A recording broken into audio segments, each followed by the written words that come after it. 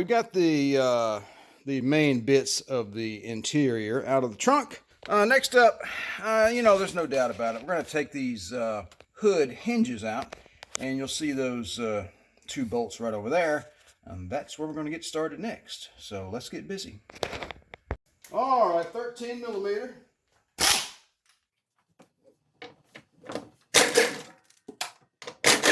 Okay, the instructions say after you remove those two initial screws, it says to remove the additional screw on the rear wall top, quote unquote. That doesn't look like a screw to me, but it's right there.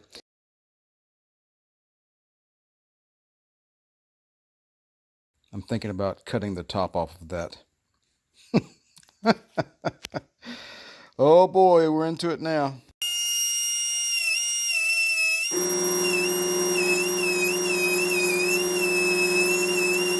All right, I'm going to show you something that was very confusing to me.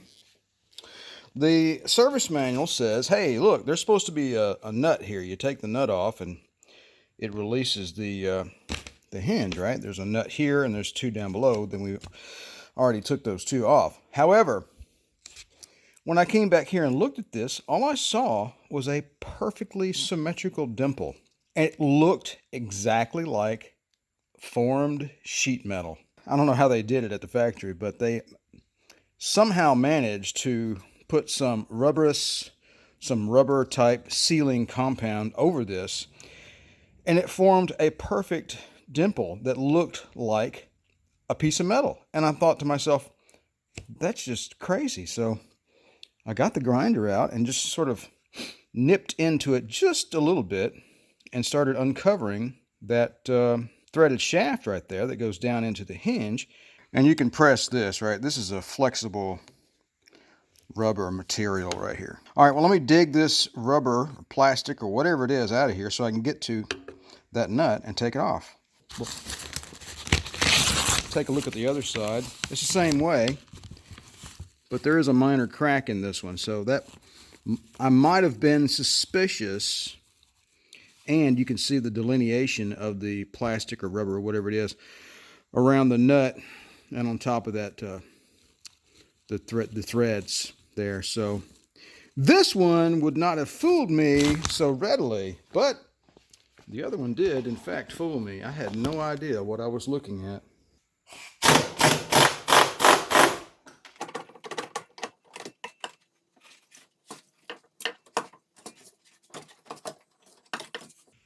All right, we'll deal with the wiring harness later. Let's move on and take the other side off now.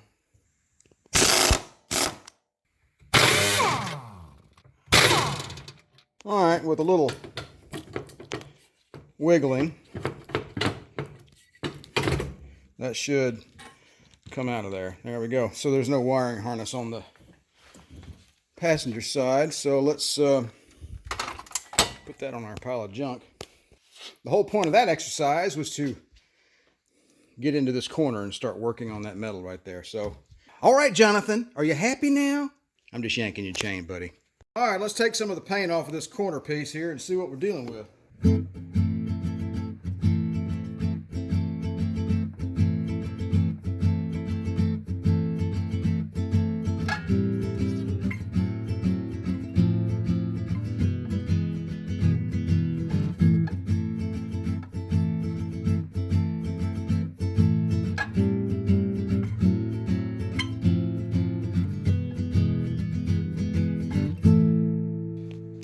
So, as we suspected, got some brazing in this area. I'm zoomed in there, aren't I?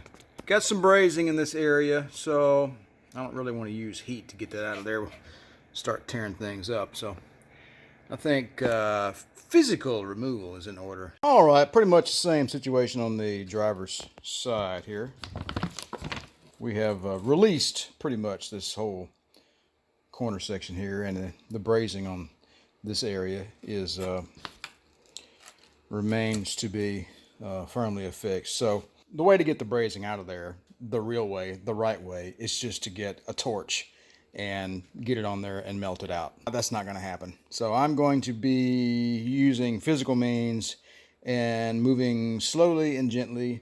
I think I might try to go all along here and see how much of this I can get released. Basically what I'm doing is I'm using this plastic pry bar here, gently inserted in between the seam, and I'm just going to tap it along, and I'm going to break up whatever sealant and paint is in there and see how far we can get this thing. All right, I think I'm about done for the day. Maybe. I don't know. We'll find out. Can't make up my mind. I went and got myself another die. I had this new die grinder sitting around in a box, and I haven't used it until now. So just a cheap Harbor Freight one. But we'll see how well it works. It's smaller, and the other one was, well, it was just too big.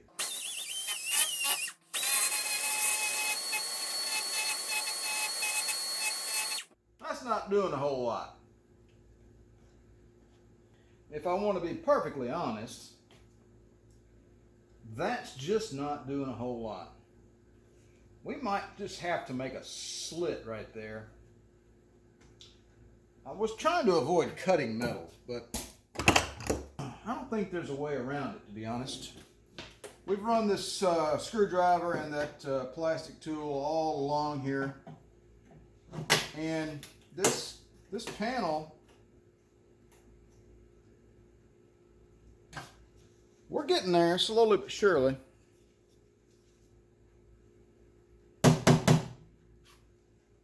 I'll edit that out.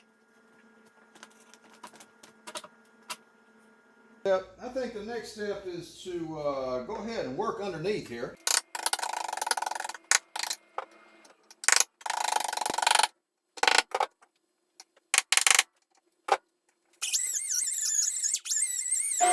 All right, so that's the area I was working on just now, and you can tell here we have metal, we have adhesive, that's what that white strip is, and we have metal. That's what I'm fighting against. So I think the next step here is to, I think I'm going to go along this bottom seam here and see if we can get that released. So, all right, over here on the driver's end, I didn't have to do much to this. It was already fairly well separated. What I'm going to do is just tap the screwdriver that way all along that seam and get it to release. All right, had a particularly thick section of sealant there, and we got it done though, as you can see. Look at that. So we have, I believe what we've done is we've released this entire panel all along the distance. There may be a couple of spots in here where it's still adhered, but really I think what we're left with is just a little bit here on the corners, and I think we'll probably have to cut into the metal to get that to release. But right now, so one of my viewers told me, I don't know, yesterday or the day before yesterday, he said go slow. Well, that's what I'm trying to do.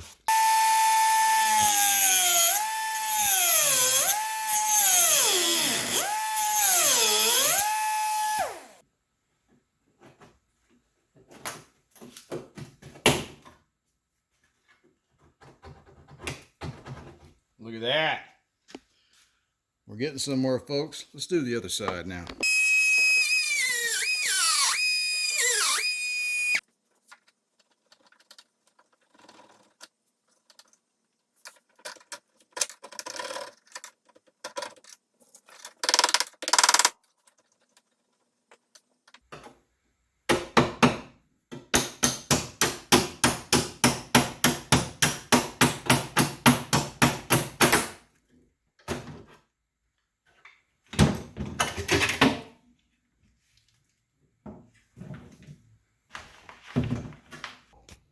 Well, folks, I think, you know, to be honest with you, really, that was probably one of the easier things I've ever done.